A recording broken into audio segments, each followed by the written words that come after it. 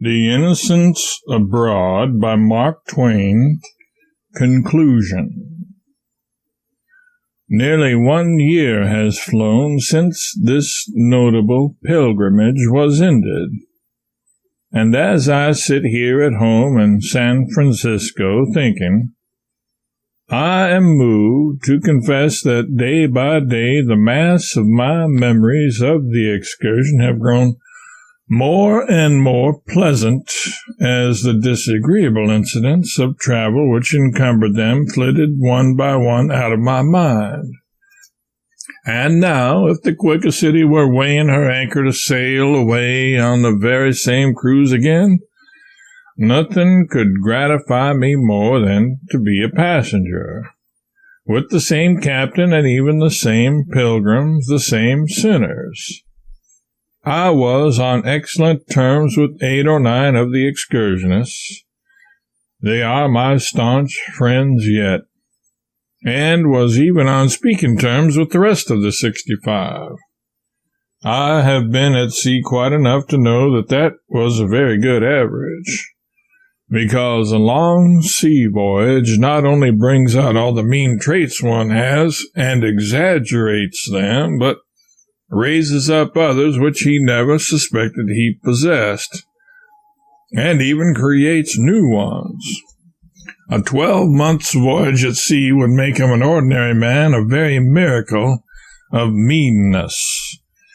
On the other hand, if a man has good qualities, the spirit seldom moves him to exhibit them on shipboard, at least with any sort of emphasis. Now I am satisfied that our pilgrims are pleasant old people on shore. I am also satisfied that at sea on a second voyage they would be pleasanter somewhat than they were on our grand excursion, and so I say without hesitation that I would be glad enough to sail with them again. I could at least enjoy life with my handful of old friends. They could enjoy life with their cliques as well. Passengers invariably divide up into cliques on all ships. And I will say here that I would rather travel with an excursion party of Methuselahs than have to be changing ships and comrades constantly, as people do who travel in the ordinary way. Those latter are always grieving over some other ship they have known and lost, and over other comrades whom divergent routes have separated from them. They learn to love a ship just in time to change it for another, and they become attached to a pleasant traveling companion only to lose him. They have that most dismal experience of being in a strange vessel among strange people who care nothing about them, and of undergoing the customary bullying by strange officers and the insolence of strange servants repeated over and over again within the compass of every month. They have also that other misery of packing and unpacking trunks, of running the distressing gauntlet of custom houses, of the anxieties attendant upon getting a mass of baggage from point to point on land in safety. I had rather sail with the whole brigade of patriarchs than suffer so. We never packed our trunks but twice, when we sailed from New York and when we returned to it. Whenever we made a land journey, we estimated how many days we should be gone and what amount of clothing we should need, figured it down to a mathematical nicety, packed a valise or two accordingly, and left the trunks on board. We chose our comrades from among our old, tried friends and started. We were never dependent upon strangers for companionship. We often had occasion to pity Americans whom we found traveling drearily among strangers with no friends to exchange pains and pleasures with. Whenever we were coming back from a land journey, our eyes sought one thing in the distance first, the ship, and when we saw it riding at anchor with the flag apeak, we felt as a returning wanderer feels when he sees his home. When we stepped on board, our cares vanished, our troubles were at an end, for the ship was home to us. We always had the same familiar old stateroom to go to, and feel safe and at peace and comfortable again. I have no fault to find with the manner in which our excursion was conducted.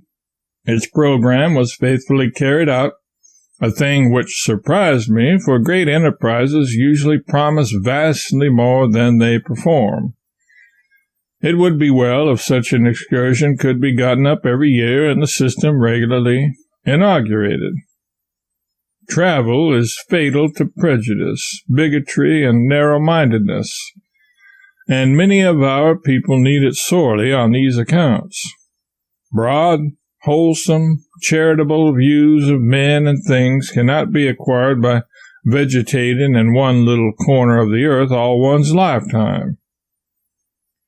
The excursion is ended and has passed to its place among the things that were. But its varied scenes and its manifold incidents will linger pleasantly in our memories for many a year to come. Always on the wing, as we were, and merely pausing a moment to catch fitful glimpses of the wonders of half a world, we could not hope to receive or retain vivid impressions of all it was our fortune to see. Yet our holiday flight has not been in vain. For above the confusion of vague recollections, certain of its best prized pictures lift themselves and will still continue perfect in tint and outline after the surroundings shall have faded away.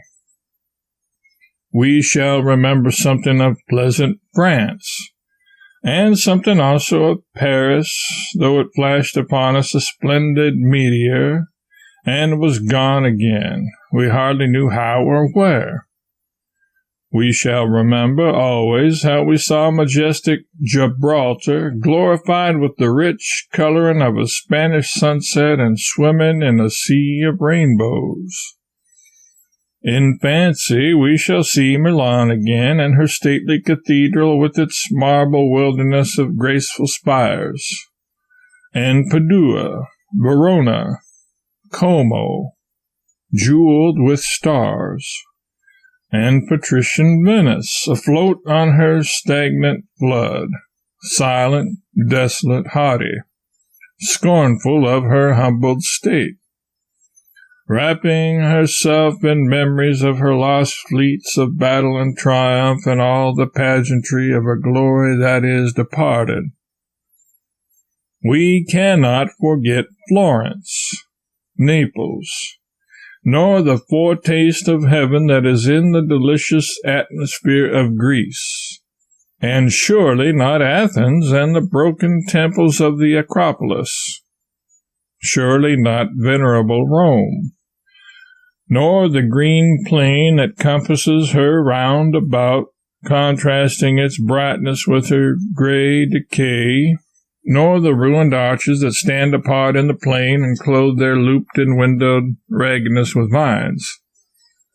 We shall remember St. Peter's, not as one sees it when he walks the streets of Rome and fancies all her domes are just alike, but as he sees it leagues away, when every meaner edifice has faded out of sight and that one dome looms superbly up in the flush of sunset, full of dignity and grace, strongly outlined as a mountain.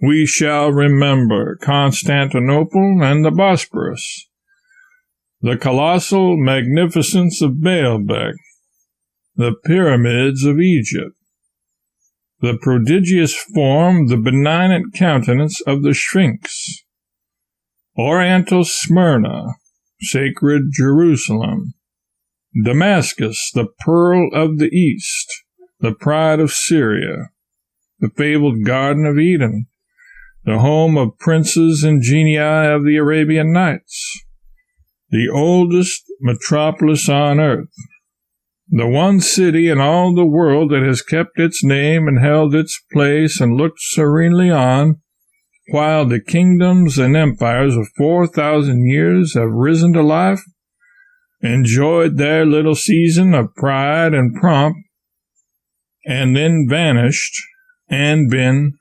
forgotten.